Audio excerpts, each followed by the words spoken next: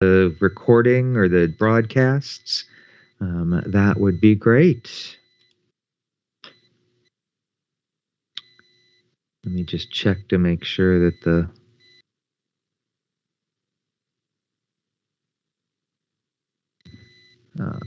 Jason, if you could just give us a heads up when the broadcast has started. We're streaming. It's going to put the links on the site now.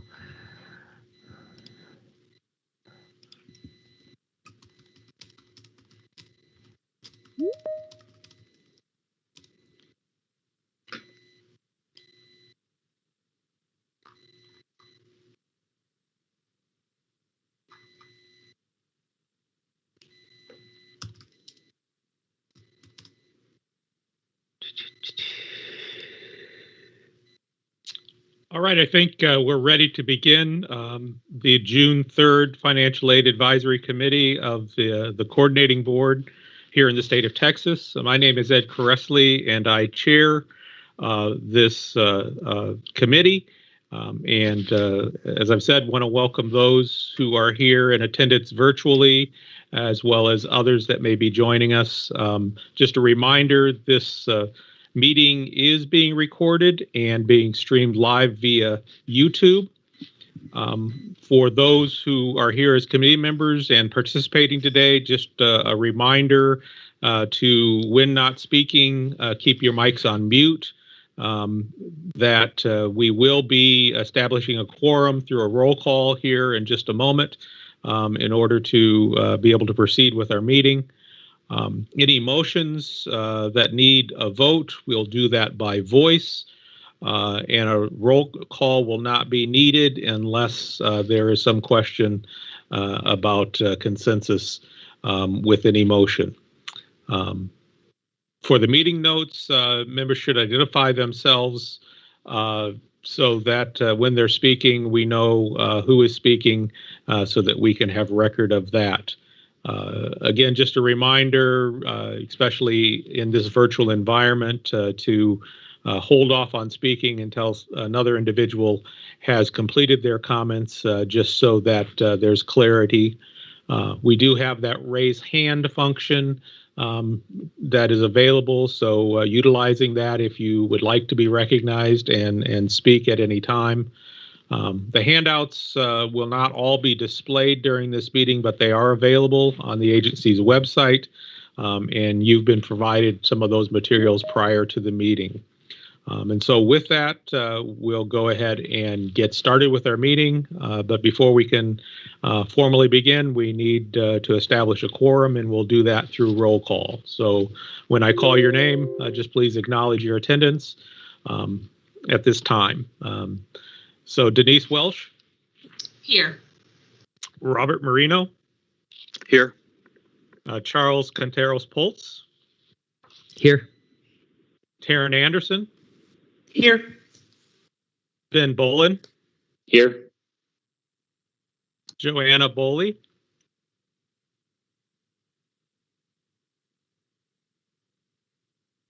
Victoria Chen? Here.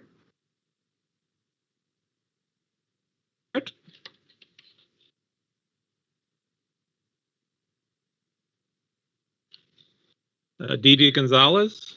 Here. Heidi Granger? Here. Bridget Ingram? Here. Tam Quinn? Here. Holly Nolan? Here. Shauna Norton? Here. Stephen Peterson? Here. Thomas Ratcliffe? Here. Kelly Stillman? Here. Joy Thomas? Here. Foreman Thompson? And Arnold Trejo? Here. And then finally, our student representative, Jace Kugia. Here. And Joanna Boley's here. Since I joined via audio, I'm trying to make sure I can speak also. Okay, thank you. And I think we've got record of that. So I think we do have a quorum and can continue with that in mind.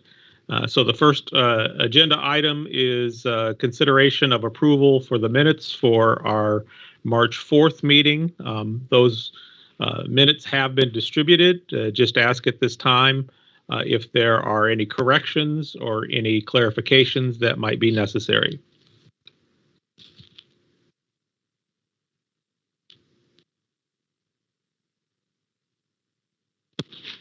Hearing no corrections, just would ask for approval of the minutes as distributed. No need to necessarily take a roll call. We'll accept the minutes as distributed.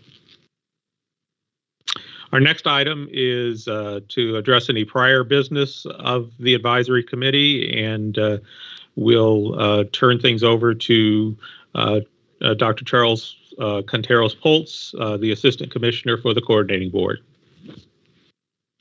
Thank you very much. In looking through prior agendas, really there was just one item to update you on, and that was just the Financial Aid Advisory Committee nomination cycle. The nomination period ended last Friday. This year, rather than sending out separate announcements to different categories of individuals, like something to institutions, something to school districts, etc., we took a new approach. We created one announcement that was more in the form of a press release than a memo per se. And it highlighted who all the different types of individuals would be that are eligible. So acknowledging folks being eligible from institutions of higher education, from school districts, from nonprofits, etc. And we sent that out far and wide on all the different lists that we have. And between the prior expansion that we did to do more outreach to school districts, and now the change in our language this year in the press release to highlight the nonprofit sector, we are now getting a nice broad range of nominations from all the sectors that are mentioned in our rules as needing to be represented. So Deshay and I will be working on reviewing all the nominations and developing a recommended slate for review by the chairs, as well as for review by executive officers at the agency. And that will be ready for the September meeting. So, any questions?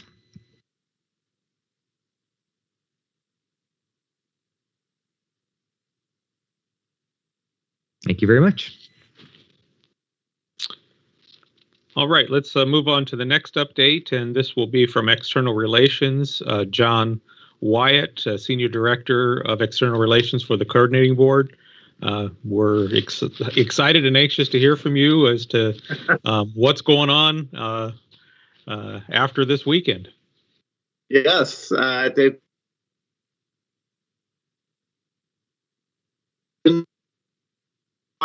Senior Director for External Relations at the Coordinating Board.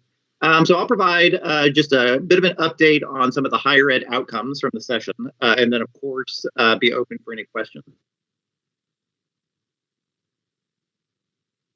It did its regular session on Monday. So lawmakers passed a number of bills, several of them important for higher education. And the most important bill that they adopted was SB 1, the General Appropriations Act. So that's the state budget for the next 2 years. It appropriates $116 billion, including $16 billion specifically for higher ed. Within the higher ed budget, the coordinating board budget was increased from $1.6 billion to $1.8 billion. Importantly, SB 1 does some very important things for financial aid.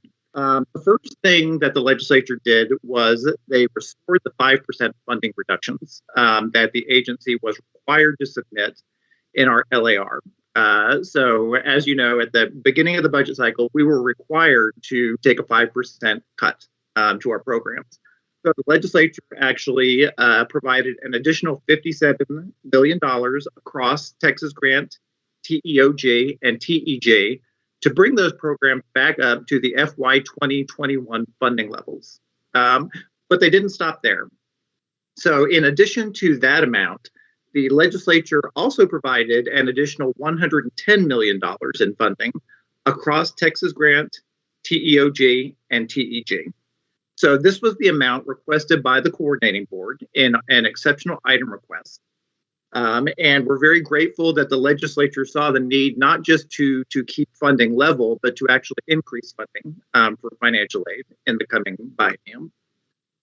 In addition to the funding, there are some other changes in budget structures and riders within our agency that are relevant.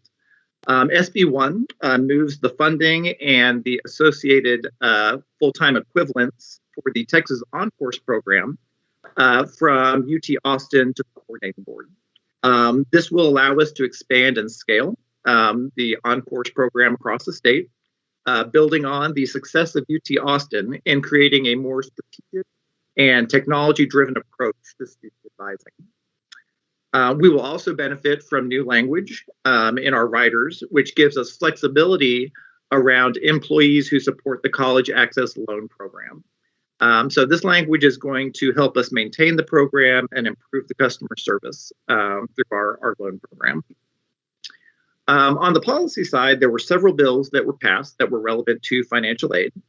SB 1860 extends the previous deadline for implementation of an electronic TASFA.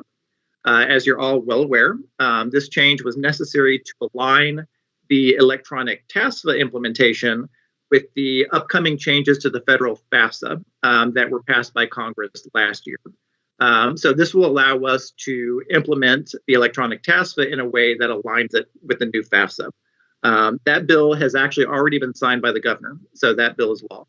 The other legislation that was passed, SB 1888, creates the Texas First program, which will allow high-performing high school students to graduate early from high school and attend a Texas public university. The bill authorizes a scholarship to assist students who graduate early through the program. That bill has been sent to the governor and is awaiting his signature. And SB 1019 directs the coordinating board to provide data on loan borrowers disaggregated by certain categories such as sex, race and ethnicity, etc. We're to provide that disaggregated data in our annual student financial aid report that will go to our board in October. So that's where things stand as of today, but there are some caveats about what's coming up. So the governor has until June 20th to either sign or veto any legislation. And that includes his line item veto, which allows him to, if he wants to, veto specific spending items in the budget. So there's a possibility that some things may change between now and that June 20th veto deadline. And the other big thing on the horizon is that we do expect that there will be a special session of the legislature called, most likely in the fall sometime. The legislature had several issues that they were not able to address during the regular session, including redistricting and some other items. One item that will be of particular interest to higher ed during the special session is the governor said that he would add to his call, which is the issues that the legislature is allowed to address in a special session, that he would add the allocation of federal stimulus funding to a special session. So Texas has about $16 billion in federal stimulus funding that was provided in the latest round of coronavirus relief that the legislature will have to decide how to allocate. And as I said, the governor has said that he will do that through a special session. So that's kind of the quick rundown on where we are, but I'd be happy to kind of stop here and see what kind of questions you have or what other information I can provide.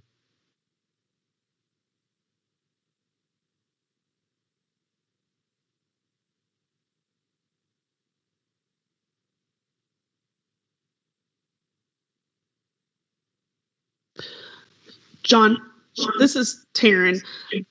Do you know, and Chad, this might be a question for you, do you know when a time frame for actual allocations going out to schools, now that funding has been confirmed, what our timeline looks like on that? The allocations, the preliminary allocations for 10-day review were sent out just before this meeting.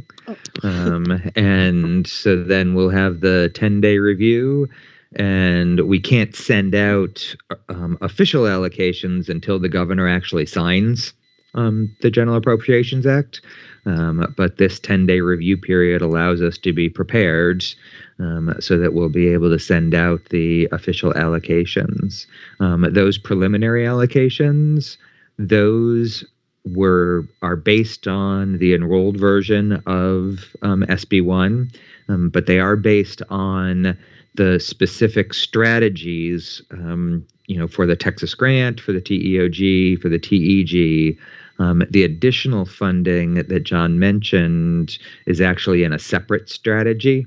And so we're still reviewing exactly how that funding will get incorporated, as opposed to increasing the amounts of the 3 different grant programs. They kind of lumped it all in this other line. And so we're just figuring out how that's all going to move, into the different programs. So when you do get a chance after the meeting to review, you'll see that the preliminary allocations are based on the funding levels that were restored for the 5% cut that originally occurred, but they don't reflect, that additional funding yet. Thanks for clarifying. You're welcome.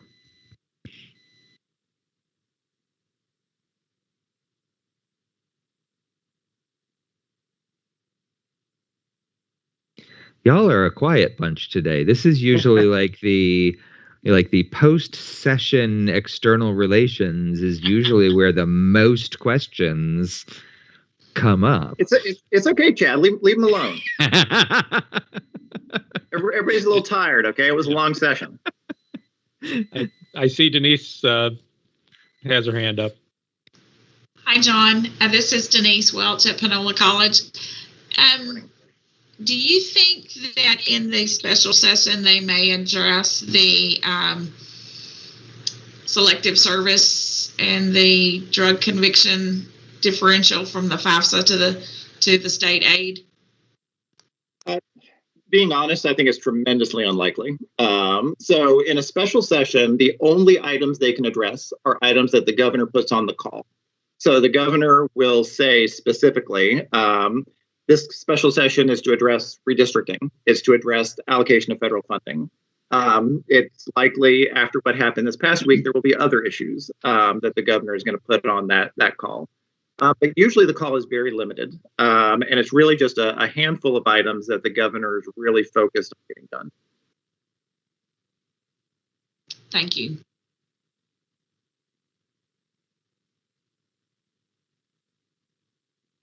John, I know I'm asking you to get your crystal ball out, but you mentioned one item that would be addressed in a further session would be this stimulus money. And assuming, a portion probably will be designated to higher ed. Would you anticipate a similar approach to what was done with that first round of stimulus money that came through the states, or does there appear to be discussion of other ways they might see utilizing those funds to help higher education and students? I'm honestly, your guess is as good as mine. So just to give you a little background on this, when the House passed their version of the budget, they actually included a requirement in it that those federal funds could only be allocated through an act of the legislature. That was removed in the final budget, but that's when Governor Abbott said, well, I will include it on the call, so the legislature will make those decisions.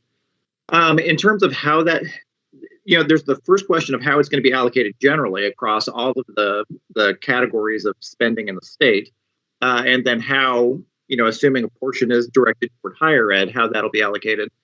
It's very difficult to say. I will say that during the session, there were a number of bills considered or even passed that included a provision to the effect of only federal funding can be used to support this purpose.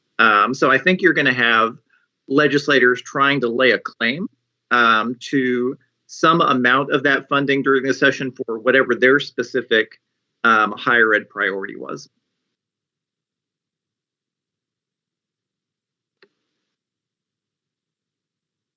Robert, you've got your hand up. Yeah, I think Ben had it up before me, so but I can go ahead and ask. John, was there any legislature passed regarding promise programs? No, there was no promised legislation passed this session. Okay.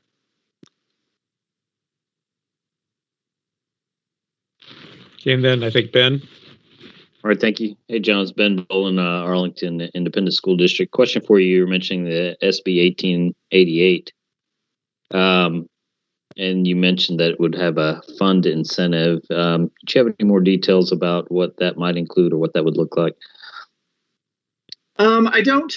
So the legislation, said that its implementation is conditional upon funding. But the GAA did include some language that said that it could be funded out of funds appropriated.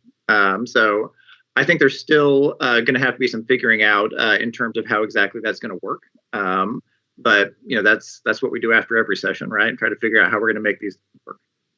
Well, and John, I can add a little bit to that. In terms of, there's really two parts to SB 1888. One is kind of the creation of the structure by which students can graduate from high school early based on having demonstrated that they meet the demonstrating that they're meeting the college readiness standards. And so that program needs to kind of be assembled first in conjunction with TEA and figuring out exactly what the requirements will be. Then there's a second piece of that, which is the Texas First Scholarship, which is something that students who graduate early can receive in their first year attending one of the state's either emerging research institutions or research institution. The funding for that program occurs through a transfer of funds from TEA to the agency, coming out of the foundation school program account or whatever that piece of fund is. So it's actually using the funds kind of from the student having graduated early to then be able to fund the scholarship. So we're starting the work. Obviously work needs to be done to figure out, what would early graduation look like under this program. And then after that's been established and students are able to graduate early, then there'll be the Texas First Scholarship, which is funded. The scholarship, if you graduate 2 semesters or more, is equal to the average state tuition and fees at public universities. So that's the funding level for the program. So I hope that helps a bit. Yes, thank you. Just a kind of a follow-up with this early graduation. I mean, is there some sense of how early students will be graduating? I mean, will it be just a semester early, a year early, or more? I'm just anticipating, likely students being admitted at a different time than the normal fall, having graduated, in the previous spring, and how that, again, might affect even aid eligibility, state funds for students coming in the spring versus the fall. Schools, often, again, there are some disparities there from time to time as to what might be available to fund that student. In terms of the specifics of kind of when students will graduate early, haven't been part of those conversations. My focus has been more on the scholarship that they can get to attend the emerging research or research universities. The way the scholarship is broken up or described, you get the maximum grant if you graduate 2 or more semesters early. You get half the grant amount if you graduate 1 semester early. So the concept is that, it's not just a graduate 1 year early piece of the puzzle. But in terms of, the specifics of how that's going to work, that there are many conversations that need to occur in order to kind of put all the pieces together, with THECB and TEA working together with institutions as well to make sure that we've got a good set of structure as to what it means to demonstrate that you are college ready based on this Texas Early High School program.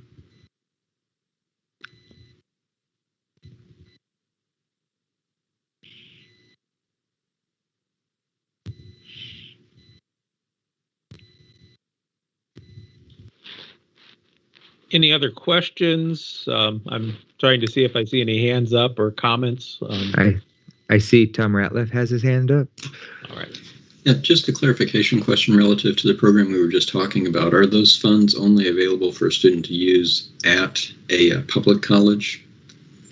They're only available for use for the student to use at an emerging research university or a research university. So it is a very limited number of institutions, public institutions, that a student will be able to use the funds at. Okay, thank you.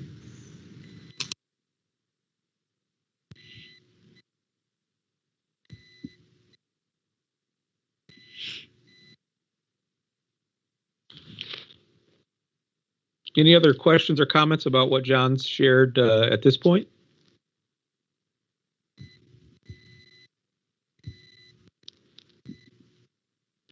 Hey, John, did you have some other items as well? I wasn't sure with kind of how you wrap things up, whether you were just kind of pausing for comment or, you've provided the information that you have for us today.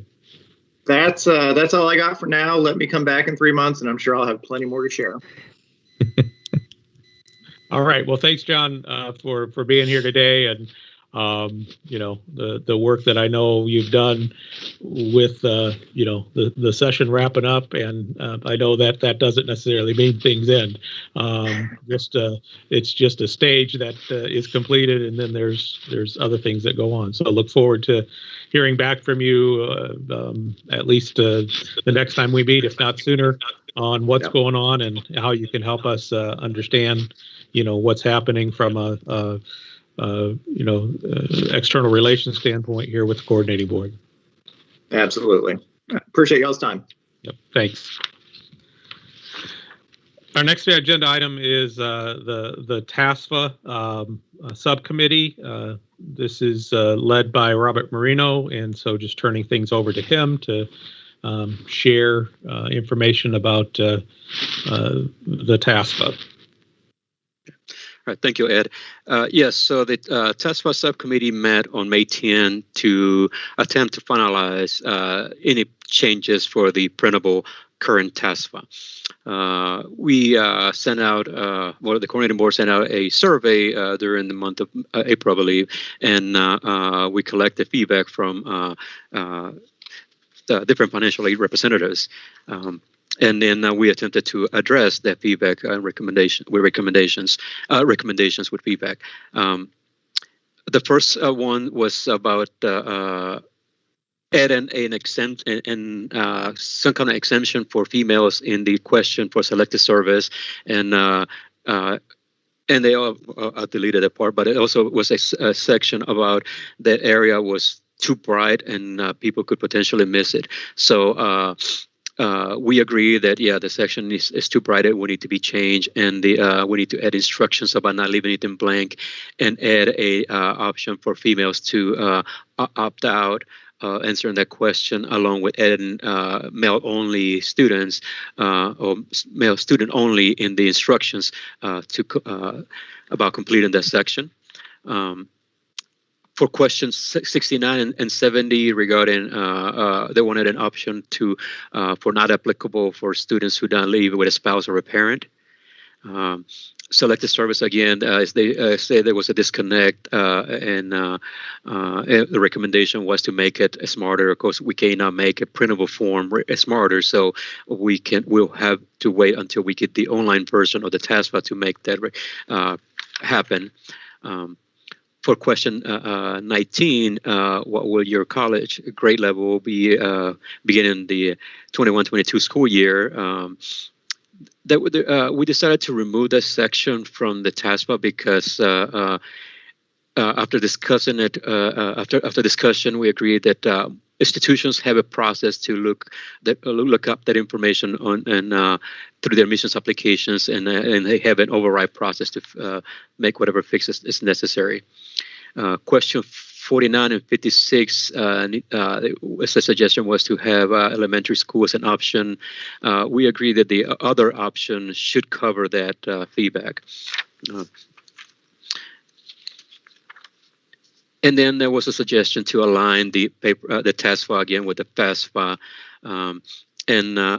Yes, of course, we're reviewing it. We're reviewing the layout to better align it with the FASFA. And I'm glad that to hear that the online TASFA deadline was extended to give us additional time to align the online TASFA with the new FASFA.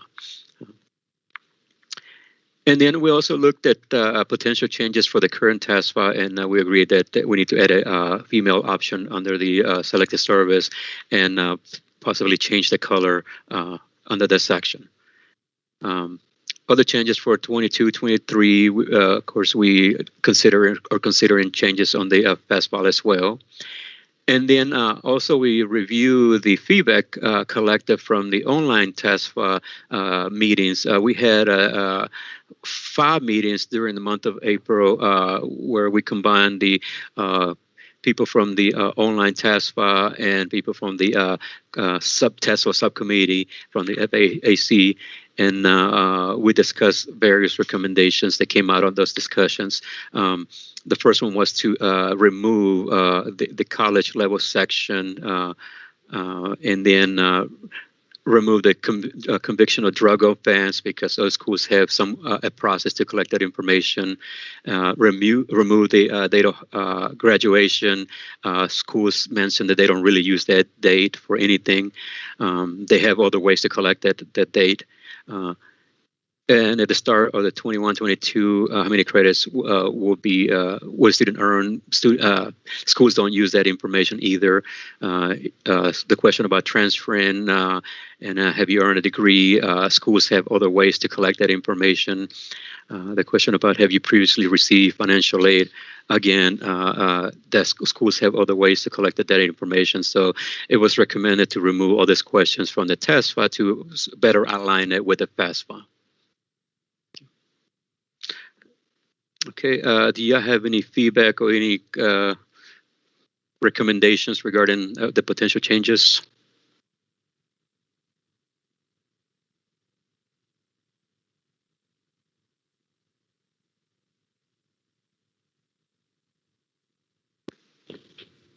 I'm not seeing any hands raised or any comments, but again, another opportunity if you've got a question for Robert or comment.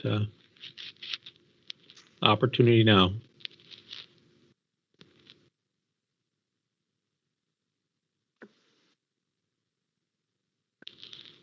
Thank you, Robert, for your update. We'll move to the next agenda item, and this is the Data Collection Subcommittee. This subcommittee is chaired by Didi Gonzalez.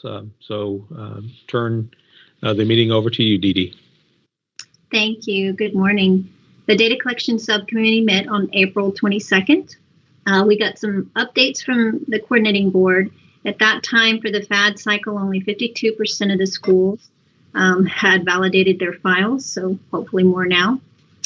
Some of the challenges that were mentioned were the reporting of the GEAR funding and some duplicate student counts, and some schools misinterpreting the eligibility requirements for the state GEAR funds, and they had exceeded the award amounts. So my understanding was the coordinating board was working with those schools. We also got an update on the net price calculator. We had just finished providing the 18-19 data, and Leah provided the stats for that. And pretty much as soon as we had done that reporting, the 19-20 became available. So the suggestion was made that we update to 19-20 in September. And the committee was good with that timeline, that it would be a good time to go ahead and do those updates. And it was also mentioned that all the data needed to do this can be found in our FAD report. We also received an update on the fiscal year 22 program guidelines. They talked about the changes they've made, providing links to the TAC rules, copies of statutes, and a lot more notifications on what had changed. And the committee was, there was very positive feedback for those changes to the guidelines. So they also mentioned, made note of the removal of the proration requirements for Texas Grant, TEG, and TEOG. Deshay also gave the group an update on the FAD modernization project. It's actually in two phases. One is to modernize the data to a cloud-based platform. And the second phase was to modernize the FAD application to be web-based. Some of the benefits for those changes are that schools would receive their errors and warnings much more quickly, and that we could potentially get away from the flat file format to make that FAD file easier to work with. Some of the feedback from the committee was that it was important to give a timeline for those changes because institutions have to dedicate resources to new programming anytime we change FAD. So that was an important point to make. Leah also gave an update on the selective service issue that was brought up earlier. In the administrative code now, it talks about you can collect a statement or that the rules would be the same as those used for federal financial aid. Well, of course, that section is going away because it's not used for federal financial aid anymore. It won't be. One of the comments was that we really need to give flexibility to the schools to either collect a statement or potentially use the selective service website. So the suggestion was made to change the rules to allow for that flexibility. Another update from Deshay was on the student financial aid updates. The agency is redesigning their websites. It looks like both sites will be launched in July, is the scheduled timeline. There's a new reporting portal for the work study mentorship program, and they gave an update on the TASFA and e-TASFA as well. And that was pretty much it. Are there any questions?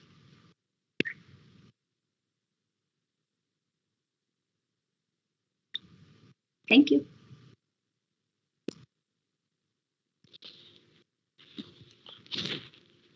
Right, thank you, Dee Dee.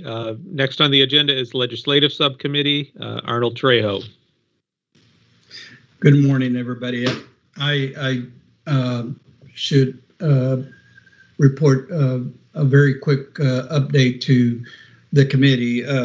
Essentially, the Legislative Subcommittee did not have new agenda items from the March 4th meeting that we had, but I think that specifically we focused and monitored on those particular agenda items which have been discussed by my colleagues this morning, and that is the alignment of federal versus state policies as it relates to things like Dee Dee just addressed on selective service and whatnot.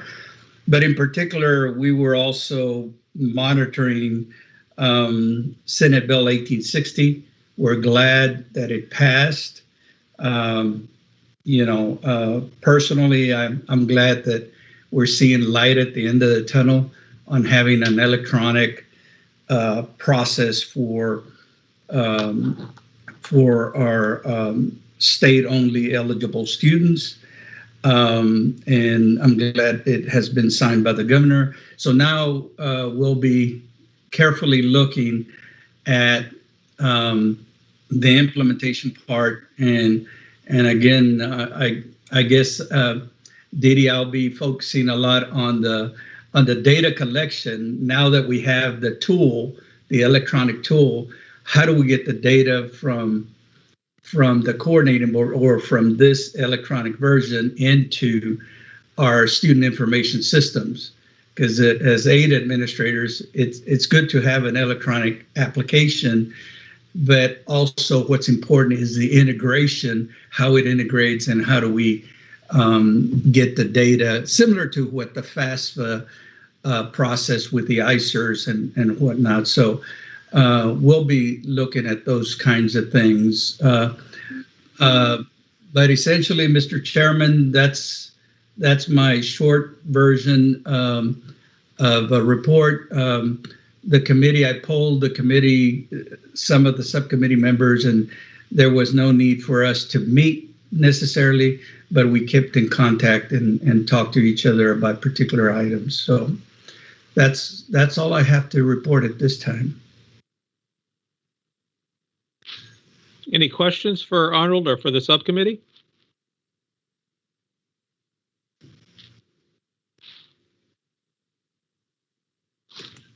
All right, well, thank you, Arnold. Just want to acknowledge we are moving relatively quickly through the agenda. We had kind of planned taking a break closer to maybe 11 o'clock with the time, but you know, depending on how we run through the next other items, I think you know, we'll run through. But if we do, you know, begin having some issues and things, just know that there is a opportunity to take a break here as needed.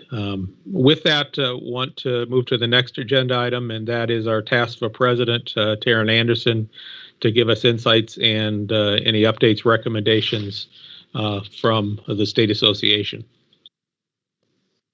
Hi, everybody. I don't have any recommendations. I do have a few updates.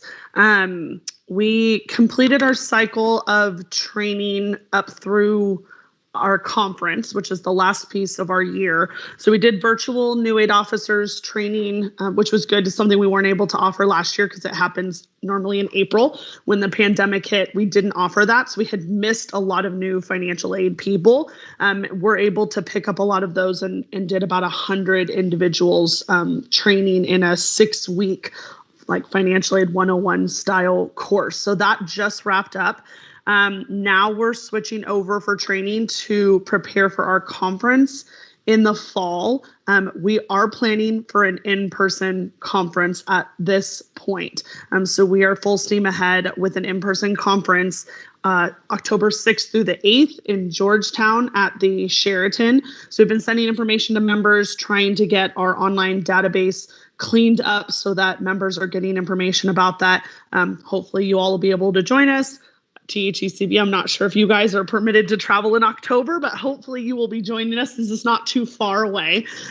We're hoping with that location, since most individuals can drive to Georgetown, that will help get individuals there, but we will be making announcements shortly on what precautions we will plan to take as the conference comes. We did send out a survey to try and get an idea from members if they wanted to be in person, which they overwhelmingly did, and then what kind of precautions they would look to have in order to participate. So we also just opened our election cycle yesterday, which is a really important piece in the within TASFA, is to prepare for next year's board and our future president. So we will be voting next month, but it's front page of TASFA website if you want to see who has been nominated and who will be on the ballot. So we are going to be communicating with voting members and membership over the next month to prepare for the elections. We also, this is not part of the election cycle, but it's public information now. Our president-elect is no longer working at a university. She's still in financial aid, but is not at a university. So she is not eligible to serve as president-elect. So we currently do not have a president-elect within TASFA. So the board is meeting tomorrow to make a determination about what the next steps look. And I've been working with Chad because we do not currently have a nomination for our FAAC position for next year. So we're working kind of on an alternate timetable. Normally the president-elect is nominated and the TASFA president serves that 1 year as the FAAC representative, and so that impact is carrying over. But the board should have an announcement on that soon. And I think that's it on the TASFA side. On a personal note, I'm also switching to a new institution effective July. So I'll pass on my contact information to everybody. I will still be in a private institution and I will still serve as TASFA president. So it doesn't change much except for my email address, which I will send y'all when I get my new one.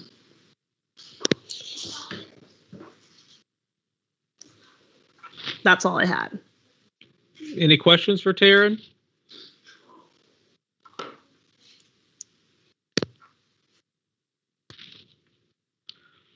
Well, thanks, Taryn, for that update. Our next update or discussion comes from the School District Insights and Recommendations. So Ben Bolin from Arlington ISD and Shauna Norton from Wichita Falls ISD. Thank you. Shauna, did you want to start? Sure. What I think Ben and I had actually kind of gotten together before this, because I don't think that we're certain if we have a specific task that we needed to roll forward with, other than just collecting information from our local high schools. But so one of the questions I think we had was, what exactly would you like to know from the high school's perspective in the future meetings? But also some of the things that have popped up in recent discussions with counselors in this area was that since FAFSA is now a graduation requirement for students, we are struggling still to get some of them to want to complete the FAFSA because they say they're not going to get any aid for various reasons, or they're not going to qualify. And so some of the counselors have wondered if it could ever be part of the college application process, that when you're applying, you would also say you have to complete the FAFSA before your application can be processed. So that had come up in some of our discussions in this area. And then also I told a couple of counselors that I would ask. They wanted to know if there was any chance of colleges sharing financial aid package information with high schools, because that's something that information that we have difficulty getting from students about scholarships they received and such. And it's something that we usually use to kind of track and to work with students on. So that's all I have. Yeah, I just follow up with a lot of similarities to that as well, but also just getting input from counselors around here, just noticing, I guess due to recent situations, more students that were not wanting to go directly into a higher ed after this, because many were working in jobs and they want to continue to do that. And it looks like they're going to put that on hold for now. So they believe there's going to be a decrease in those that are wanting to continue on to community college or university after graduation. And then also some questions came up too. Some of our counselors were wondering about, with that happening, considering more recommending students to maybe to a community college route. But I feel like from their input, they need maybe a better understanding of a student that goes that route, and then the availability of transfer financial aid to the university, and maybe transfer scholarships as compared to directly going to the university, because they feel like that might be another route, because to continue them on the higher ed path, maybe encouraging the community college route as an option, maybe earning a workforce certificate, but then, talking to them about the details that could happen once they're through with that part.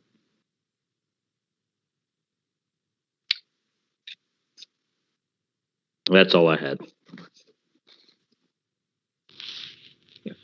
I think I just pick up on, the kind of what was originally stated about what role you play and everything. What you have shared, in just these few moments, I think are important insights for us. So I think that's exactly, the type of information we want to hear from you, as well as, again, as we discuss issues, bringing that kind of high school perspective to it. I think is really important. So appreciate the insights that you shared, and I think for all of us, either as a committee representing state programs or as our institutions, some of the things you said, I think is good insight that I think is helpful in just kind of understanding what is happening as students are transitioning from high school and then moving on to what's next in their lives. And definitely, with the 60 by 30 goals of the state, if this progress towards, post-secondary education credentialing degree, is shifting in some ways, how do we respond to still meet some of those goals? I think are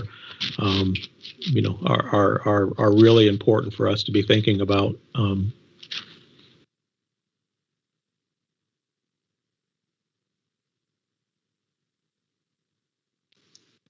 This is Taryn. I wanted to ask, Shauna, you mentioned the idea of telling students or making it like an application requirement to fill out the FAFSA, that was a recommendation. But I was curious, do we know if the Apply Texas application has added language letting Texas students, at least who use it, which is the majority of users, know that it is a requirement in the state of Texas? That might be an area that would be worth adding it to, because it is one of the primary applications that a lot of the students will be using to apply. So I don't know as much about the Apply Texas or who we would contact about that, but I was curious if they had added some language there. And then in terms of both giving information about the community college route and transfer options and how financial aid works with that, as well as just helping high school counselors with letting students know why the FAFSA is important or what the benefits are. That is something that we could partner. TASFA has resources for. So we have an early awareness committee that creates documentation. It's already out there for this year and we update it every year, but it is a full presentation on financial aid options. It's for high school counselors. That's the audience, but it's materials, presentations, and we also offer CE credit. We're certified to, we're an approved credit giver. So maybe we need to partner on getting that information out to schools that need that resource. And I'm going to take back to our committee the idea about adding some information about the transfer piece specifically, and maybe some of those different components if one would go to community college and then go, and how that might change their financial aid a little bit. So I'll make that recommendation, but maybe we can partner on getting that information to more high school counselors going into this next year. Thank you, Taryn. I think that would be beneficial.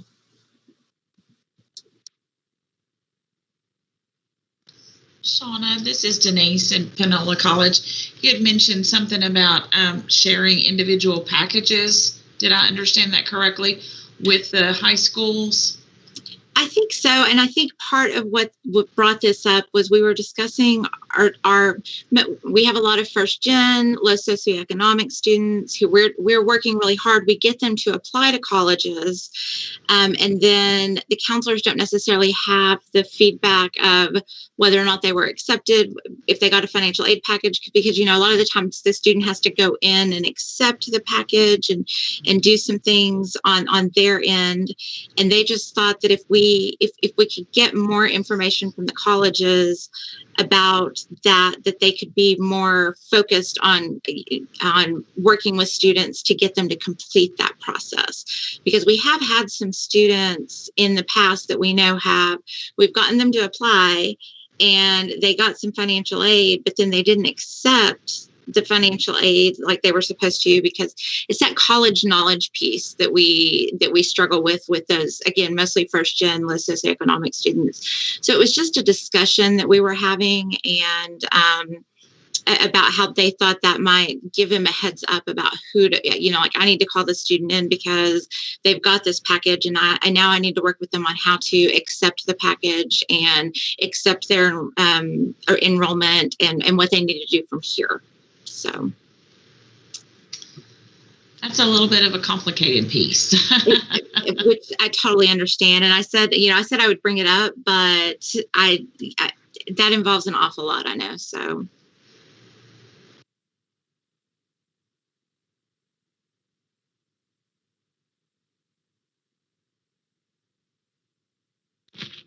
Ed, I'm not sure if you can see people's hands, but Robert has his hand up as well. Yeah, go ahead, Robert. Yeah, so Shauna, one suggestion I can make, because we need to have permission from the student to share the information with someone else. So we had to do that with our Promise program here in Pasadena. We had to, when the student pledges, they give us permission to share that information with the high school so we can share the awards back and forth. If we can maybe make that part of the Applied Texas application, where the student gives us permission through the Applied Texas and through the admissions application, maybe we can share that information back to the high school.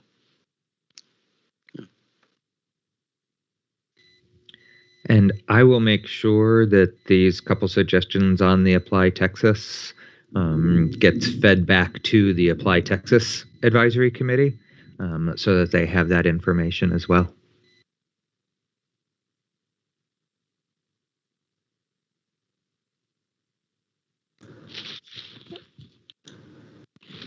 I see your hand, Kelly. Yeah, so we have something similar to what Robert just mentioned here in Amarillo, but we have a Thrive Scholarship program. So we partner with our Amarillo ISD schools, and one of the requirements for that scholarship is that they complete and submit a FAFSA application. So that may be something to consider as well. If you have scholarships that are through your AISD, you can make the FAFSA application part of that requirement. And we go out to all the high schools and do hands-on FAFSA events to help students complete them. Or we did prior to COVID. Hopefully we'll be back at it this October. But that's something that's really helped us with our FAFSA completion, is making that a requirement for those scholarship applications.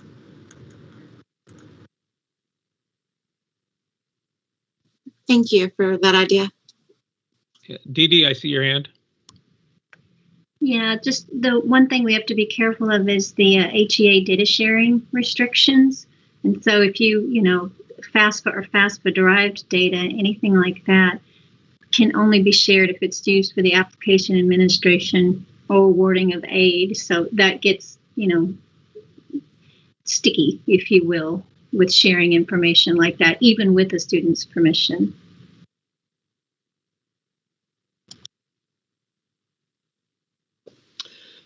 Can I ask a clarifying question on that, Shauna? You mentioned sharing the financial aid package, which I realize for counseling students is beneficial, but you followed that up with a comment about specifically scholarship information, which I realize is important for a lot of high schools in a different way, for reporting purposes, for their profile, things like that.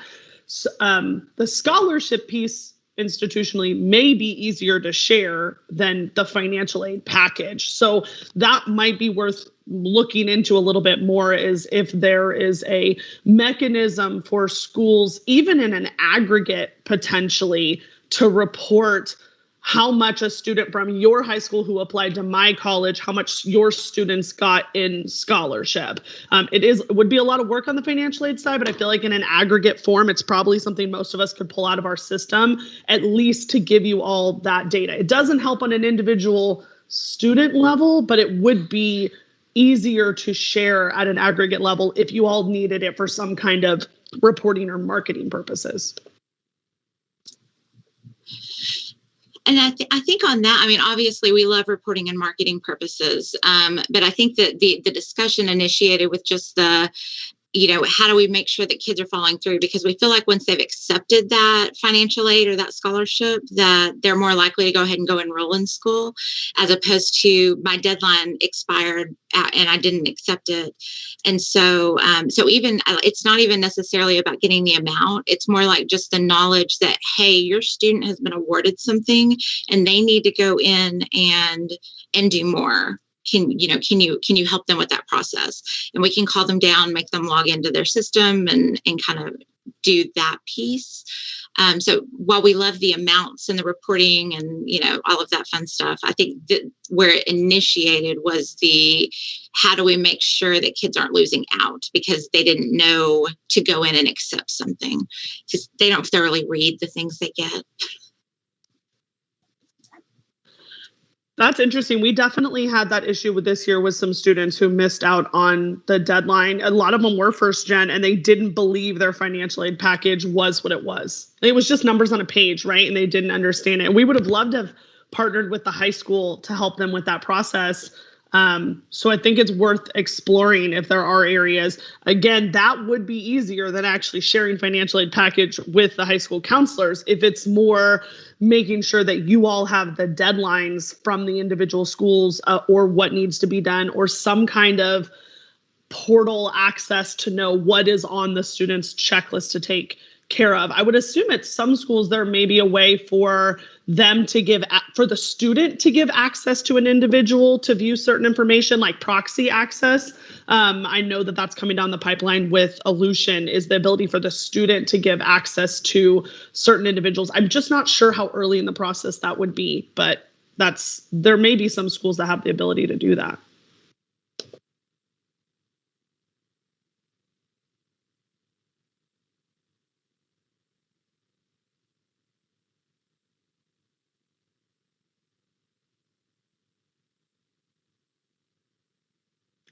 Any other questions or comments?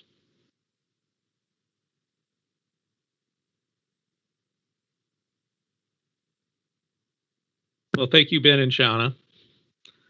The next item on the agenda was we were going to have a report or some information about the Texas grant report, but that particular agenda item is being tabled until the September meeting. At that point, we'll be able to share more complete official information. Right now, information that might be shared would still have not been officially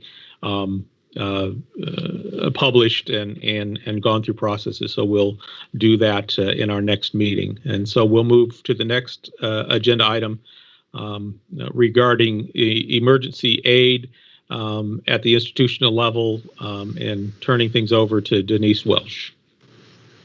Thank you, Ed.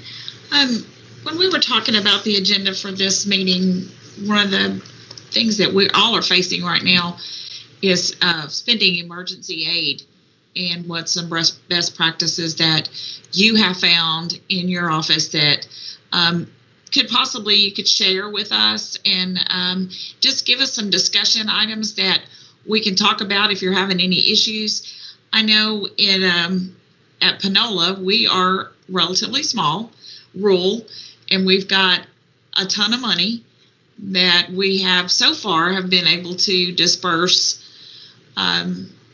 pretty easily. We use the block grant and directly to the students to get the funds to the students and get it in their hands quickly and easily. But this next funding appears to be very complicated with very many restrictions, and we are really kind of just struggling how we're going to, number one, spend the funds and get it in the hands of the students that need it within the confines of it not showing up on an award letter and it not being used to entice somebody to come to Panola, or just being very careful with the wording and the whole special circumstance piece with that funding as well, and how we're going to market that, and what do we do with our zero EFCs? We can't take them out we have to include those. But what kind of communication do we send to the zero EFC people so that they won't think that they're getting more money, but there could be adjustments made to cost of attendance? And this whole piece is quite complicated, and we're just trying to work through it and work through policies and procedures and try to figure out how we're going to do it. We're going to do direct mail. We're going to do email. What are some of the things that you guys are struggling with, and some solutions that you've come up with at this point?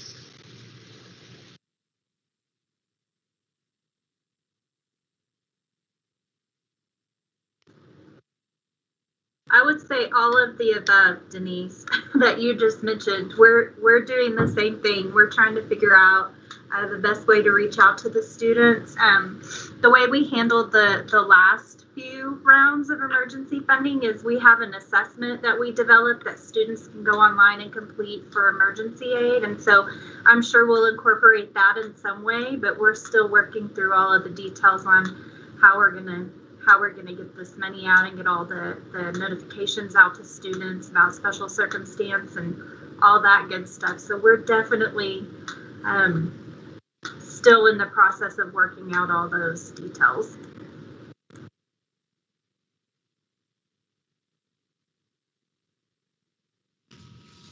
Dee Dee? Hey, Denise. For us, to not entice, we've decided to open up an application as soon as the first day of classes starts for particular semesters. So we had an app open up for summer, and we'll have it open up again when fall classes start. We have advertised on our website that some of the funding has been set aside for those semesters, just kind of letting them know there's going to be help available, but it doesn't, the applications don't open until that semester starts. So at that point, we're just figuring out who's, applied, give them an award. As far as the special circumstance, I agree with you on the whole zero EFC thing. And we're really struggling with that one too, because if you increase the cost of attendance for those students, what are they likely going to get more of for us besides a parent loan, which many of them don't even qualify for because they have everything else that they could possibly get. So we're really struggling with that group and haven't done anything with them yet. Oh, thank you, Dee Dee. Bridget?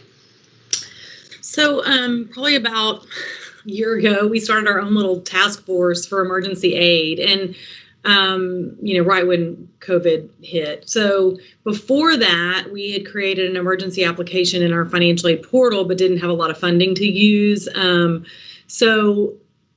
This probably isn't what you want to hear, but this little task force has been meeting probably twice a week, maybe 3 times a week, every week since. Because we went through HERF 1, HERF 2, the GEAR funding. We have a task list that we just create, like, okay, what all do we need to do and who's going to do it? So for HERF 3, we are looking at like what population we're going to pull to send the email. We're creating just a little short video about professional judgments to put on our website.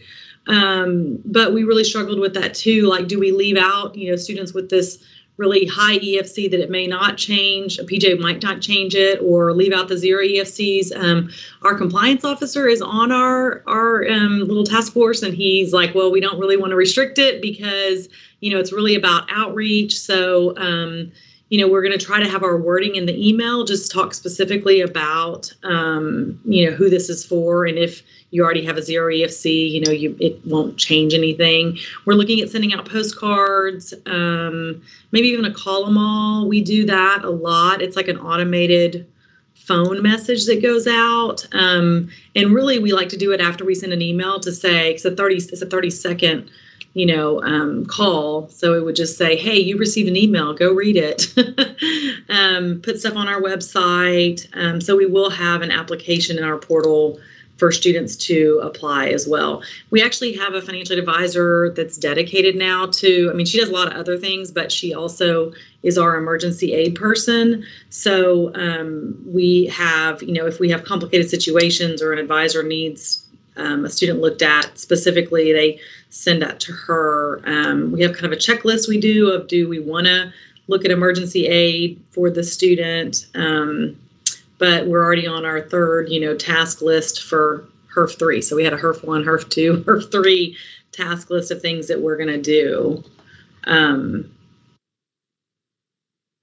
It's going to be interesting, but I feel like it's kind of become the norm for the last year anyway, really is just kind of as we go, and especially with, things changing this time now with our TASFA students and our international students being eligible. We also track in Banner how much emergency aid we're giving students. So we're tracking that on a user-defined field just so we can keep up with it. We don't want to say, but we will remind them if we need to, it looks like you've already received X amount, and we say, it's one-time funding, but then we get additional funding. And but if you're interested in any of our task list or to see the application, just let me know. Thank you, Bridget. I would be interested once you get the wording for the emails and stuff. I would love to see how you're kind of wording that and spinning that especially for the zero EFC people. Taryn. We are looking at changing our strategy for HERF 3. Because what we did for HERF 1 and 2 worked, but we did an application that was individually reviewed. We did start a task force like Bridget, but it ended up just being me doing all of it. There just wasn't enough time for the task force to be involved. So it was a one-person, as you know, Denise at a small school. It's a one-person thing. And there's just no way we can do that with the amount of money in HERF 3 on those individual applications. So I'm making a recommendation back to the task force that we do something different for HERF 3. I was also concerned with the application of how many of our Pell eligible students, even after being told several times to apply, knowing that they would get funding, we gave more to Pell students, they still would not do the application. And then we would find out from other circles that they had been impacted by COVID, and we're like, I'm not sure what else we can do to get them to fill it out. So we did, with some additional money at one point, do a one-time, after telling them you can only apply one time and get funding, we did a one-time disbursement to Pell eligible students. And that seemed to work pretty well. And so I think that for HERF 3, we're going to look at segmenting different populations of graduate students with need, graduate students without need, international, whatever it is, and coming up with an amount that we can disperse the majority of the funds on the front end, hit students and help them. My only concern with that is that I liked the idea of an application because I liked targeting students who had been impacted by COVID, like having them confirm they had been impacted. But I kind of have gotten over that hump to realize that really everyone has been impacted by COVID at this point. I don't know that we need to ask them 500 times if they have been impacted by COVID. And so going to college during a pandemic means you've been impacted by COVID. So that's kind of the route we're looking at, is segmenting the population, giving as much of it out and holding just a little bit back in case we end up with a situation in fall or spring where we actually have people quarantined or have, students specifically impacted, and we need to have a little bit of funding for that. So we are changing up our strategy for HERF 3, especially with the added benefit of basically every student who's enrolled at your school being eligible. That makes it easier to just say, here's my census population, here's my registered students, and here's the amount that we can give everybody. The piece we're looking at right now is the authorization to put the money on student accounts. Because obviously if everybody's getting something for fall, a lot of those students are going to want to use it to pay their fall bill, which are about to go out. So we want to give them the option to authorize it to put on the bill, and just the timing of that and kind of the mass authorization of potentially 2,000 students at one time needing that funding to then meet our deadlines to pay their bill. So that's the other piece that we're trying to figure out. We are trying to strategize that as well to when payments come due, and get students that are enrolled that they can capitalize on this money. Heidi. We are also doing all of the above, and I won't repeat what everybody else said. I think what might be helpful, and unfortunately, Taryn, I'm going to probably ask you, what might be helpful, because I know like the UT, we have a UT working group that meets, but it might be helpful to just gather all of these ideas and put them out on TASFA and just be able to support the state that way, because there are some very good ideas. And I don't mean just like what you're doing, but maybe samples of them, so that people can actually see, borrow. I mean, we're all in this together. We might as well share in that respect. But I also had another question as well that goes along with Denise's, because, and especially I'm thinking more for the PJ, if we do see a huge increase, because we do have to reach out to the zero, how many of you are trying to tap into using institutional HERF 3 monies to provide temporary staff?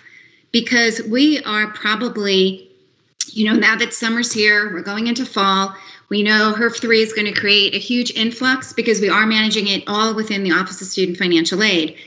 I'm getting a little nervous with being able to help the students in a variety of ways, not just with HERF 3. And then you have all these PJ questions on top of them, because I know that there are some schools choosing to do the PJ part after school starts, but that kind of really doesn't help them. I'm trying to figure out a way to do this in July, which is almost impossible, but so that they would know what their award package looks like prior to coming to school. So I'm just wondering, I know I've asked already, I'm still pending. They were waiting for the monies to show, the monies have now showed. But I just wonder if any of you have any creative ideas of how you're doing with staff and students and things like that. Well, Heidi, we're in the similar situation. I have a very small staff, and everything's going through the financial aid office. We had a meeting, and we're going to try to do as much as we can within the confines of our staff, because, of course, if you hire somebody, you still have to train them. And then you have to go through all of that process. And then by the time you get them trained, it may or may not be needed. So we're just trying to see if we can field it here in the office, do a lot of emailing. And then if I go running down the hall crying, at some point they may go, okay, Denise, stop. And, get somebody to at least answer the phone. That's what I have asked my administration, if somebody can just answer the phone if we get to that point. But as far as hiring new staff, we haven't broached that subject yet. Arnold. Yes, thank you, Denise, for bringing up this very good subject. And I'm gonna, I'm just like Heidi. I'm not going to repeat everything that has been said by my colleagues, but and also coming back to what Bridget said, it's this is one-time money, but that's what we said a year ago, and I just want to say that it has the good news is that we're getting a lot of money for our students, and I love that. But it has hampered our day jobs, our jobs with Title IV aid administration, and it's competing against those getting to what I consider the financial aid packages in the marketplace. And Shauna alluded to that, how fast, can we get the information to students and whatnot. So there's competing forces there. We've learned a lot in this last year with CARES. And of course, I have to be brutally honest, I couldn't survive with reaching out to members of the financial aid community so we could sort these things out. So it's been a learning experience.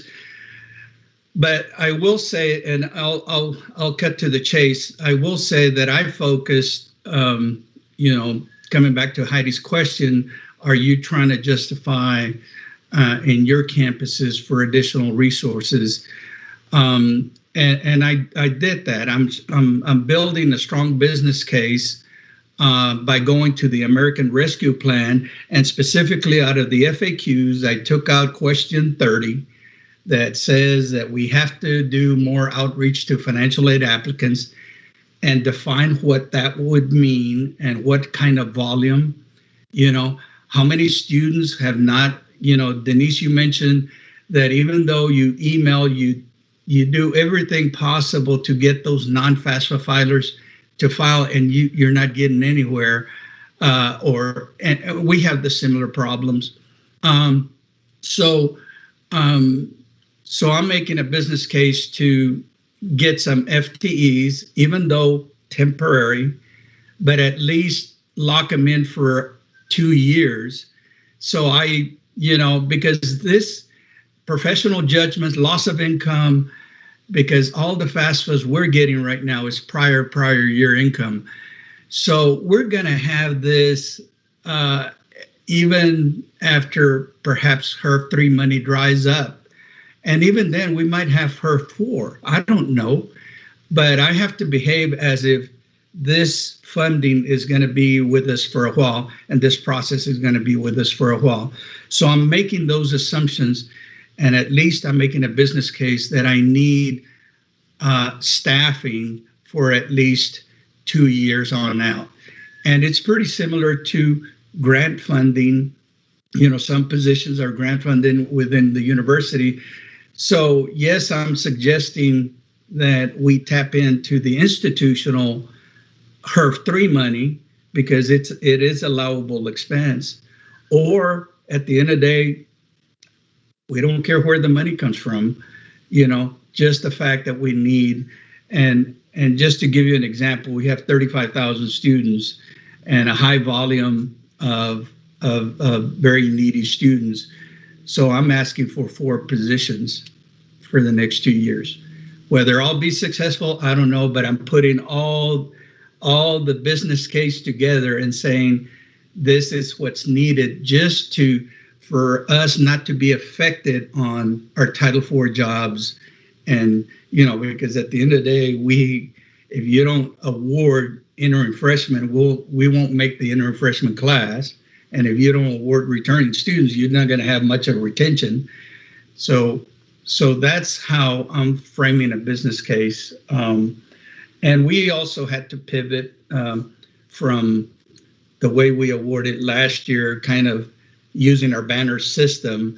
Now we're going directly through the AR side and skipping the banner financial aid side. So there's some improvements that we're indicating.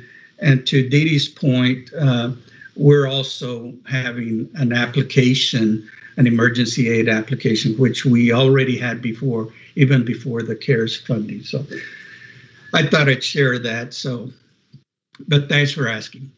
Thank you, Arnold. Robert.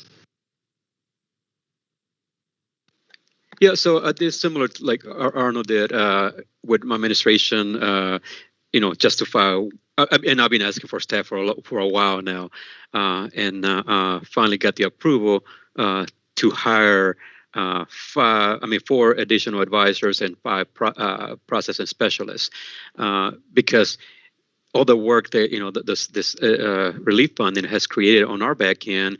And then, of course, also we receive a private donation that would pay for every graduating senior or 2021 at least an associate's degree, but that requires them to complete a FAFSA or TASFA. So it means we had to process that as well and help them complete that. So I put all of that together to justify that that we have additional overhead that we cannot handle with the current staff.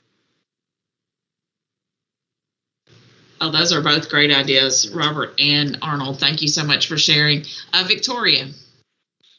I'm so appreciative for the ideas that have been presented so far from all the members of this committee. And I second Heidi's suggestion for TASFA to be the facilitator of just getting this information available to schools. TCU did not accept the first round of funding. And so, to be honest, I am just wrapping up HERF 2 and in the process of notifying students. But we had approval from our Board of Trustees for institutional fund when we did not accept that first round, and also struggle with the same issues Denise and everyone else has mentioned in terms of zero EFC students. We did have a committee and continue to have a committee who meets once a week to review PJ requests. But it's been difficult as that funding grows, and I agree with everyone else. Maybe there's a HERF 4 and ongoing. It would be nice to be able to accumulate all of these wonderful ideas into, one area, especially managed by maybe TASFA, to help us facilitate this better, in addition to doing what we other jobs that we're doing right now. So thank you, everyone, for your suggestion. I really appreciate it. Thank you for your comments, Victoria. Ed. Yeah, just kind of making some connections, especially with the additional resources needed, along with the funds and administering these funds.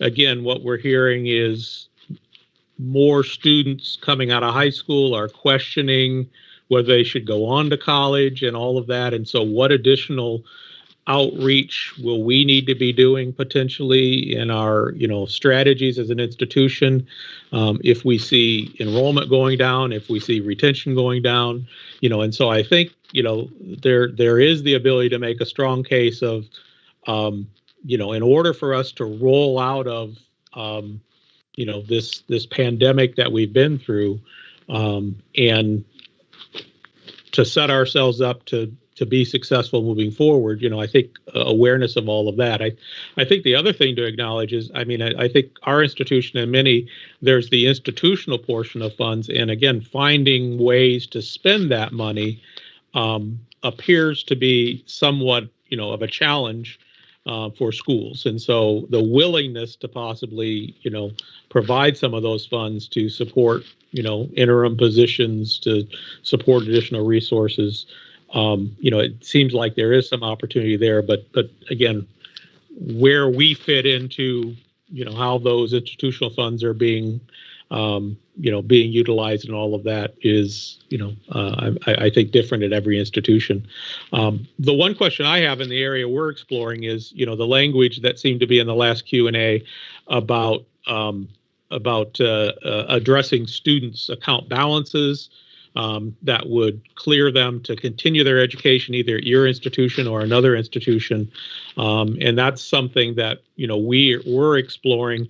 It looks like probably we're focusing more on utilizing the institutional funds to do that, just because there seem to be less restrictions on that in a way to basically, forgive that debt and then, realize that as lost revenue, as I understand it, again, not involved, but I think that's another strategy, and we identified a significant number of students who, just last spring, completed with balances. And, again, our reality for us at our institution is if you have a balance from a past semester, you can't continue until you paid that balance. I know different schools may have different thresholds and all of that, but, I don't know. I guess I'm wondering, are other institutions looking at canceling debts, and what a lot of questions come up of who do you cancel debt for and who don't you? Because why do they have a debt and all of that, I think is the type of thing that we've been struggling with. But at the end of the day, I think I'm kind of saying they have a debt. We have an opportunity to resolve it. This is going to possibly help the student move forward and, progress towards their degree. And, I don't want to get caught up too much in the details. Is it because of an R2T4? Is it because of late fees? Is it because of housing versus tuition? There's all these things, did they file for aid and not take their loans? There's all of those things. And, again, at the end of the day, I've just kind of have resolved to say, if we have the opportunity to help this population of students, whether they deserve it or not, let's do it. I guess maybe erring on the side of grace versus the side of just in what we do is kind of what we've been dealing with. But I think an opportunity to utilize funds, and I think to do something really significant that prior to the pandemic, there is history of that barrier of an account balance, be it even small, is a huge barrier to their progressing and graduating from school. And now we have an opportunity beyond just what we had in other strategies with limited funds. Great comments, Ed. Chad, before we go on, are we doing okay with time? Oh, definitely. Okay. Keep going. Joanna. I'm joining via phone, so I probably won't pop up as the screen. But I had a question since we're talking about forgiving the debt, which is allowed because our student financials deals with that side. I had suggested that they just instead of sending individual funds to our collection agency, just, do kind of a lost revenue, but to get down to a student and put that credit or whatever on the account, our understanding is that you would then need the student's approval, because now you have affected their account and paid for their balance. I'd love to hear what others have to say on that, and I'm going to put myself back on mute.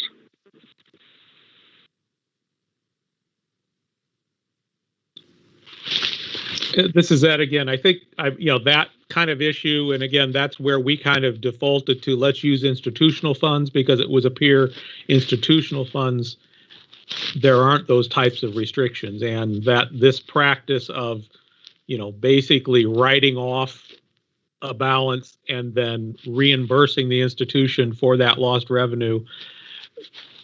What I've heard from other institutions is that's a practice that on the, institutional fund side, the accounting or the finance folks have agreed that it's appropriate and, everything. But I think you're right. If you're using student funds, it's maybe not as clear as to can we apply those funds without student authorization, even though it's I mean, that does get a little fuzzy and it may be a little complicated. And that again, why I think we've deferred to say, hey, we're not going to use student funds, because it gets more complicated and more effort to do what we want to do. Taryn. I was just going to respond to something Ed said about paying off balances. One of the issues we've come across is obviously the amount of some of the balances, especially with being a private school. And we have concerns for some of these students that are repeat offenders with past due balances, that paying them off still sets them up for failure moving forward. So I like what you said about, at this point, if we have the opportunity to help students, we should.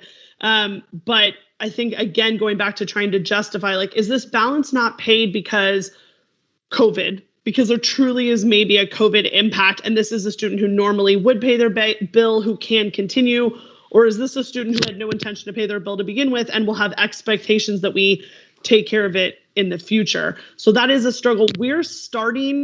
We're prioritizing for paying off balances or giving that option to students who are within a year of graduating, for that reason. Because we feel like if we can get, for those students, if they're that close to finishing, it wouldn't be as much of an issue moving forward if we can set them up to kind of get through this year. But I definitely have some reservations about doing that on a brand new freshman who hasn't proven they have the ability to pay their bill or do paperwork for financial aid, like you mentioned, I just never did my loan paperwork and now I can't afford it. And adding a counseling element to that, what are the other requirements we can put, or not even requirements, but what are the other advising pieces we can put into place to make sure we're not just setting that student up to think that this is going to happen in the future, because it's probably a one-time deal. Good point, Taryn. Kelly.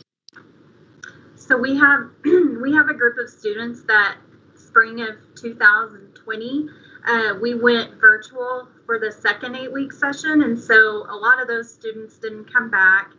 We used the coronavirus indicator to help write off the return to Title IV Cal Code, but we still had to do Pell adjustments because they didn't enter into their second mods. And so we have a large group of those students that owe balances back to the college. And so that's what we're looking at, because many of those just couldn't handle doing online coursework, or they didn't have access to internet. So those are all very COVID related issues. But we're working with our business office and our VP of Enrollment Management to create an amnesty program for those students. So they'll sign an authorization with the business office that says that they can use their student portion of funds to pay off that prior balance and basically come back with a fresh start for fall of 2021 when we're going back to in-person learning.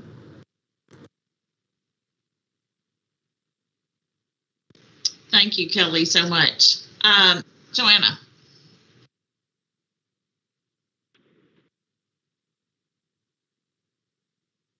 Sorry, this delay. Ed, I was wanted to kind of address one of the things you talked about, because I'd asked the regs on NASFA regarding differences in scholarship and grants, because our understanding and reading is that if it's a scholarship, you can market it. Well, once I asked about the institutional funds, she said once you use institutional funds for student accounts, they now fall under the student rules and regs. And so that's where we are at a crossroads, because even if we use the institutional funds to help the student, if we have to follow the student guidelines, we're back to the having to have a student sign off that we can use these funds, which we can if a student comes back to us and says, I'd like to continue, but I have this balance. We can actually have them sign off on something. But in a global scale, we don't have that unless we reach out to them saying, I understand you had to drop out due to a balance. Would you consider allowing the stimulus funds to pay off that balance so you could continue? I just wanted to bring that up because that's what we were told. And so I just wanted to make that point that it may not be what others intend. Going back on mute. Dee Dee. One of the other methods I've heard is that you can write off those balances using institutional funds and then reimburse yourself with the HERF. So in those instances, you don't need the permission because you're not actually dispersing it to the student. So that's what I've heard as far as not needing the approval from the student.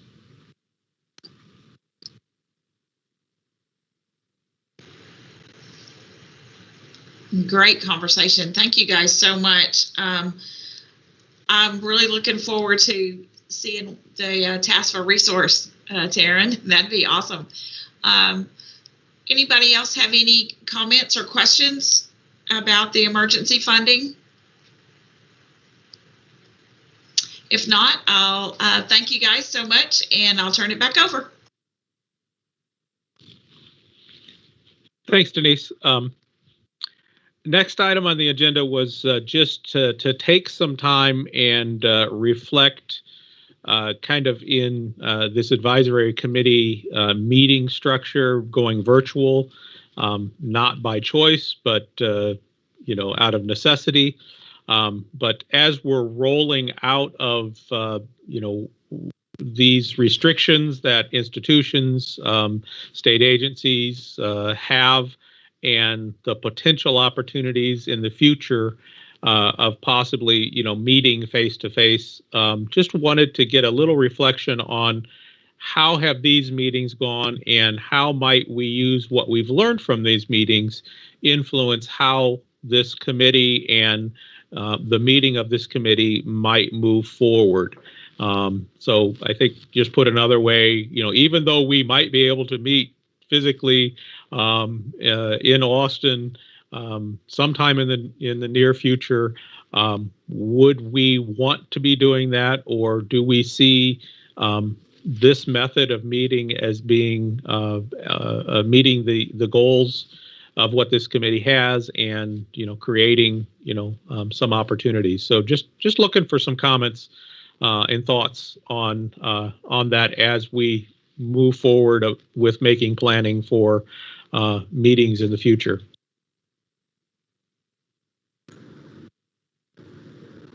Kelly? So I miss seeing everyone in person. It's always great to see everybody there in person, but coming from Amarillo, Texas, I usually have to either fly in or drive in the day before, and there are limited flights available. So sometimes I have to fly out either super late the night before or super early that morning.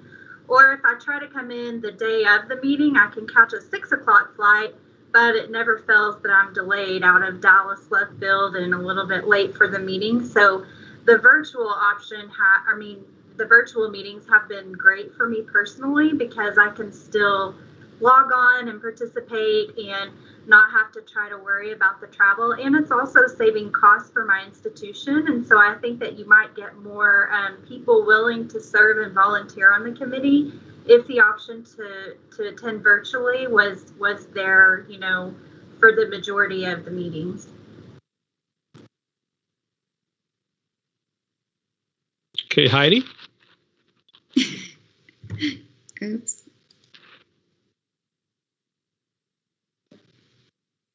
Kelly is my fly-in partner. We always meet at the airport, and I think I'm coming from El Paso. I'm even on a different time zone than the rest of you.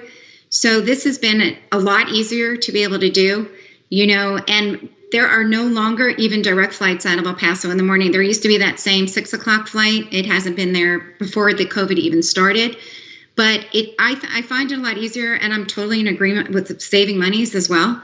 I mean, that has been easier, but I do miss seeing all of you in person. I know we have a lot of fun, especially at lunch, but I think it's very helpful to at least have the option, Ed, not necessarily, you know, say that you need to be there. Everybody doesn't have to be there, but to be able to support, if you can be from where you are and do it remotely, then that's just an option that's available.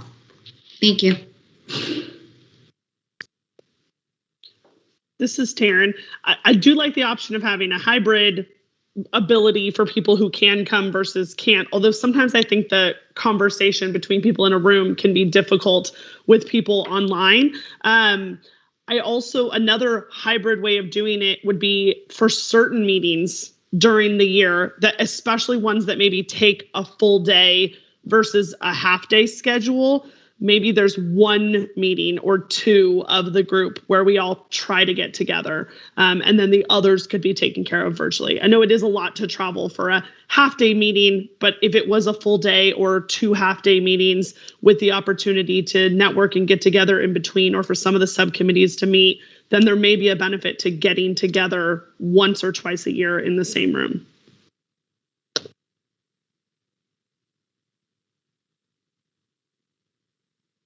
I completely agree with Taryn. I think if it were, because I drive in the day before too, just because of the time, the length of time I have to drive. But I think it's going to be beneficial for us to at least have, if we have enough agenda items to meet a full day's worth, I would definitely rather be in person, because I feel like the connection's more, we have a better conversation.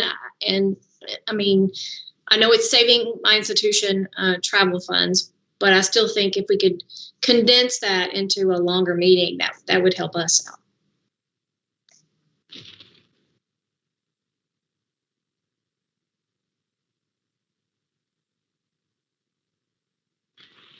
Thomas?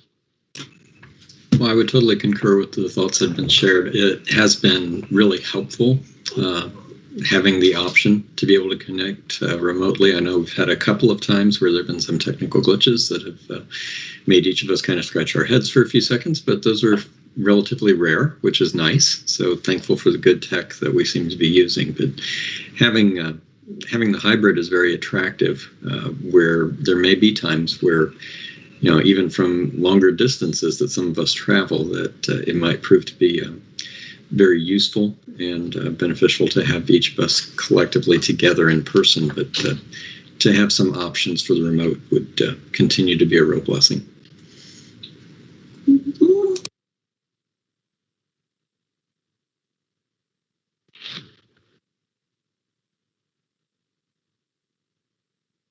Any others? I mean, I think some of the things that shared here are really some good comments and ideas. And, you know, I think the 2 takeaways that I have are, you know, continuing to have the option for folks to be a part of the meeting, even though they can't physically be there if we're meeting physically, is important. And we did have a mechanism prior to COVID. Certainly, I think we have better ways of making that happen now, it would appear, and continuing. And then what also I'm hearing is, you know, getting together really does have value, but, you know, could that not necessarily be done as often and still have the quarterly meetings that, you know, we are charged to have as a committee. I'll just share my one kind of fear in what we might do is, I think probably the worst case scenario would be a 50-50 split of people there and people not there, and trying to conduct a meeting. I think that's where I have concerns. Certainly agree if there are certain individuals, a limited number of folks that can only join remotely. But the idea of trying to conduct something where half the people are in one environment, half in the other, really it is the one that I would see to be the least desirable way to move forward. So I don't know, I see some heads shaking and everything. And so I think, again, taking these comments and there will be discussion, as we plan for meetings in the future, taking into account thoughts here, as well as if you have additional thoughts, along with, those restrictions that, we are living with. Again, as Chad has mentioned, until the coordinating board building is open again, the idea of meeting in person, if that would be our location, is not an option. And so, whenever that might be an option, then we can begin considering. But at this point, Chad had mentioned he's still working remotely, and so is the majority of the coordinating board staff. So. Again, thanks for your comments, and if you have further thoughts, please share. So go ahead. Yeah. Ed, I saw Shauna's hand up. I did. I just briefly wanted to add that currently in my district, the guidance is that if we have a hybrid option, we have to take the hybrid option or the online option instead of traveling. So I don't know if we want to look at if the idea is that the majority of people meet, if the guidance could be worded in a way that it was something, it's definitely preferred to come. However, if you have to fly or issues arise, things like that, just because if it's strictly listed as an open option, I would have no choice but to do the online portion currently with the guidance from my district. So. And I just wanted to add a piece that something for us to think about is we hit our first 100% attendance of every member actually being in the meeting when we moved to the hybrid, or I'm sorry, the online option. Our attendance over the past year has been higher than we ever had in the 5 years prior. So that's a piece to consider in the process. And then, Ed, I recognize the kind of concern about what do you do if you've got people there and people not there. The other piece to think about from that standpoint is we didn't think this process was going to work until we had to have a process where we were all online. And so, what might we still be yet to learn when we start moving into more of the some people in one place and some people online? We haven't even tried it yet. So, don't know what opportunities there might be to learn. And that'll be good discussions for Deshay and the chairs to have as to, what options to open up.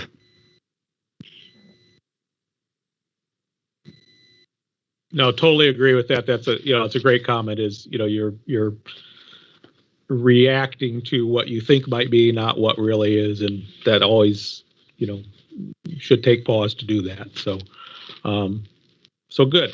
I'm looking at the time and looking at the agenda.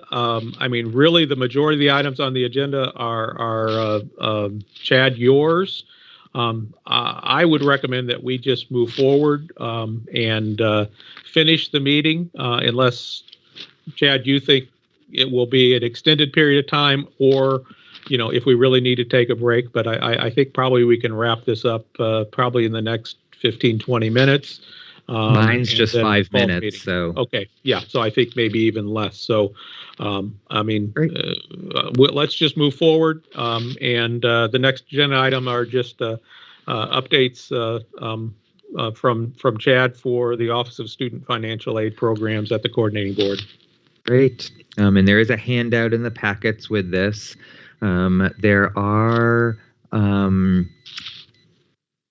there are 4 rules, proposed rules that are out in the Texas Register right now, just so that you're aware.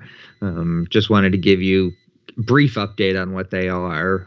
One is our rule, the discussions we had to make the adjustments to the membership, and as well as to extend the abolishment date for the Financial Aid Advisory Committee. Another is for the CAL loan program within the Hinson Hazelwood rules. And all it does is it deletes some language that restricts us on how we can set up payment plans. It allows us to be able to offer some more flexibility to students by removing some restrictive language.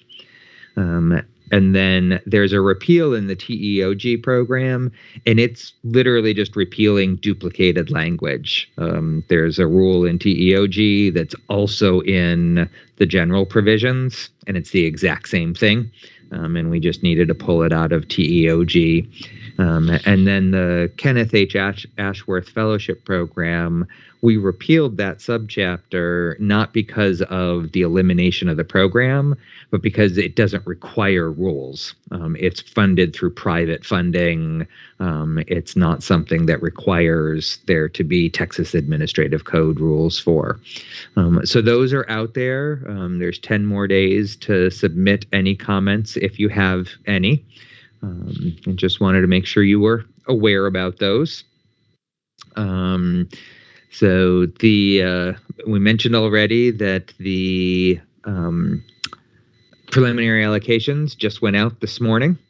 So those will be out there. It is the 10-day review period so that institutions have a chance to review the underlying information that drives the allocation, so that if you look at that data and you're thinking that data doesn't align with what you would expect based on the FAD information that you submitted, or one of the opt-in, opt-out surveys that you submitted, it's your 10-day opportunity to be able to say, I see something wrong with the data. So be sure to follow the instructions in the memo of submitting any questions or concerns about the data. And then financial aid database cycle 2 is going to be opening up later in the month. So be ready for that. You do have some deadlines that are coming up. If you participate in the work study mentorship program, June 11th, you have a deadline coming up to turn in financial reports on that. If you are going to be transferring funds between programs, if you're going to be using your remaining work study funding through your grant program, we don't see a lot of grant money getting transferred over to the work study, but we do see the work study getting transferred over. And keep in mind that you do have that flexibility this year to use any remaining work study funding. You can transfer that over to your grant program because we do have the waiver for this year to make that transfer. That is July 1st is the last day for you to submit your authority to transfer. One of the things to keep in mind when it comes to authority transfer as you think about next year is that the General Appropriations Act, assuming that the governor doesn't line item veto this particular rider, it expands your ability to transfer funds. So it increases the amount you can transfer. I'm pretty sure it's 25%. It might be 20%. Deshay, do you know off the top of your head? Are you lingering in the background there? But it used to be 10%, the lesser of 10%, or 20,000. And 25%. It is 25. Thank you. So now it's going to be the lesser of 25% or 60,000 that you can transfer. So it provides more flexibility for you moving forward if you want to move funds between your grant program and your work study program for the coming year. But for FY21, you do have that waiver that you can transfer all of your unused work study funding over to your grant program if you would like to, and you have until July 1st to make that transfer. And then before we meet again in September, in August, you can start submitting your requests for funding. So August 2nd is actually the last day you can submit your request for funds to be dispersed for Texas Grant, TEOG, TEG, the bilingual scholarship, and the educational aid exemption. So it's the last day you can request those funds for FY21. August 2nd is also the first day that you can submit your requests for FY22, so that we can get you queued up in the system, so that those funds can get dispersed to you after September 1st. And then August 31st is the last day to return your unexpended Texas College Work-Study funds. So we're starting to get into kind of wrapping up the year and all the different deadlines that come along with that. So please keep an eye out for that. And again, all those deadlines I read are also in the handout that you can access. Just a couple things to be aware of in general. We are going to be setting the interest rate for the college access loan. It'll be effective July 1st. It'll be based on bonds that are issued at the end of June, so we don't have the specifics on what the new interest rate will be. Based on the current bond market, it suggests that the Cal interest rate will be going down from its current interest rate. One of the things to keep in mind is that the interest rate is based on the date that a school certifies the loan. It's not based on when the student applies, but when the school certifies the loan. So that's something that, for you to be aware of, is that there is the potential that the interest rate will be dropping on July 1st. We'll know more once the bonds are issued towards the end of June. Texas Armed Services Scholarship did launch on April 15th for the coming academic year. So we're beginning to get nominations from elected officials. During the legislative session, often those nominations come in later because elected officials have been busy with other activities. One of the big things that we'll be doing this summer is that we will be issuing a request for offer for our student loan management and origination system. We're preparing for the end of our current loan management system contract.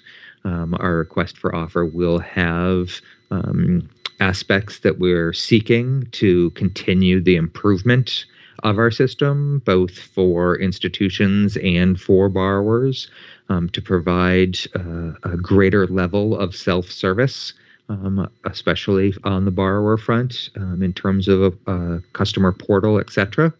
So we're looking forward to what we might see by way of responses to our RFO, and hope to be able to, that would be taking effect in the summer of 23. So it's a quite the process in terms of being able to go out and get bids and select, and then the implementation process that goes with it of being able to convert if we move to a new system. So that'll be a big project for us over the next couple of years. And then the final piece is that the agency's representation on the FAC transitions at the end of this meeting. And so I'm going to be wrapping up my time with you all. And Deshay will be taking over in September as the agency rep. I will be providing all sorts of support to Deshay in the background so that she doesn't have to come into this blind. It has been an absolute pleasure working with all of you. You all have taught me so much, and I will be continuing to watch these meetings from the background so I can keep learning from all of you. But I just wanted to say thank you for everything you all have done to help make this such a great experience for me. And I wish you all the best as you tackle HERF and whatever comes after HERF along the way. And we'll keep working to make sure that we can support you in whatever ways, help you be successful in your roles when it comes to our state financial aid programs. So thank you for having me these past 6 years.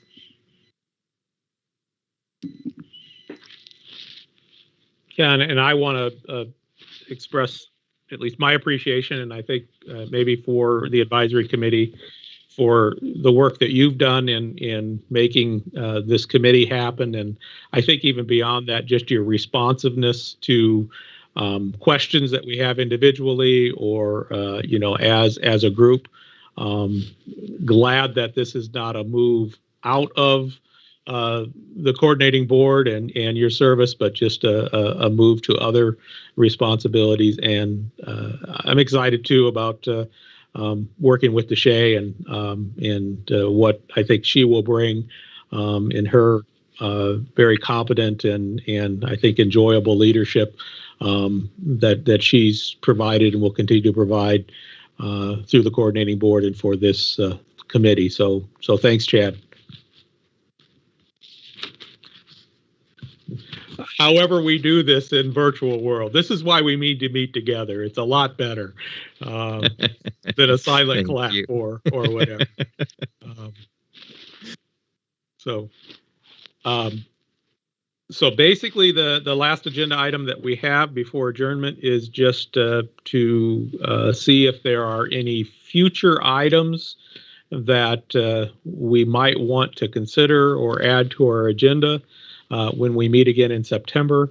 I think, as always, we're looking for suggestions not only of are there issues, topics that would be good for discussion and maybe need discussion, but also even ideas of potential topics where we might learn and be more informed on issues that are related to our administration of financial aid, our service to students here in the state of Texas, and reaching these goals of helping kids access, or all people access, I apologize for saying kids, all people access higher education and then have success in their higher education and ultimately graduate or complete their higher education experience. So any thoughts, ideas about future meetings, future agenda items?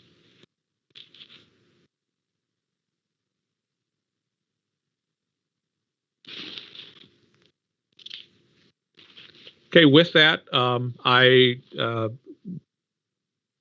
will just make a request that we adjourn this meeting. And just a reminder that our next meeting will be in September, and that's September, help me with the day. Is it the... Right there, September 2nd. And we'll be receiving more information on how we will be meeting, where we will be meeting, and also the agenda for those meetings. So want to thank you for that. And without any other discussion or comment, I would call here for an adjournment to this meeting. So last chance, folks, if there's anything else before we close this meeting.